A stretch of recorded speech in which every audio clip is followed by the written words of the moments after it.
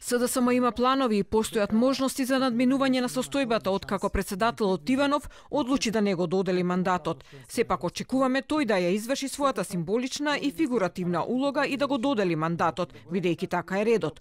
Ова го истакна лидерот на СДСМ Зоран Заев во интервјуто на емисијата Отворено на телевизија 24, кој меѓу другото откри дека како опција останува и можноста тоа да се направи преку парламентот. Мора Георги Иванов да ја повлече својата одлука и да го почитува комплетно уставот. Едно од решенијата, можам слободно да го кажем, е премногу очигледно.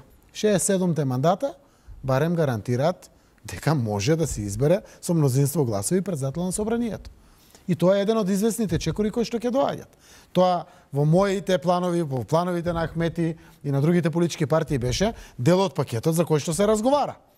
Сепак она на што предупреди Заев е со огромна внимателност да се следат состојбите и да не се потпаѓа под никакви провокации. Рече дека протестите кои се случуваат се резултат на манипулации од Никола Груевски, кој ја влече Македонија во опасно сценарио.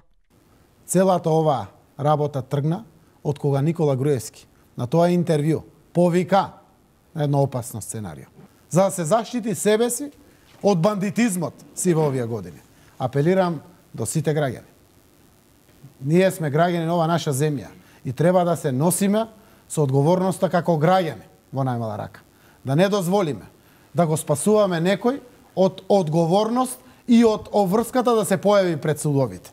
Во однос на платформата на албанците за која Иванов ја предочи како аргумент зошто не му го даде мандатот на Заев, но и поради кој беше обвинет од ВМРО-ДПМН дека сака да воведе двојазичност, тој рече дека таа платформа е документ кој Груевски претходно ја прифати.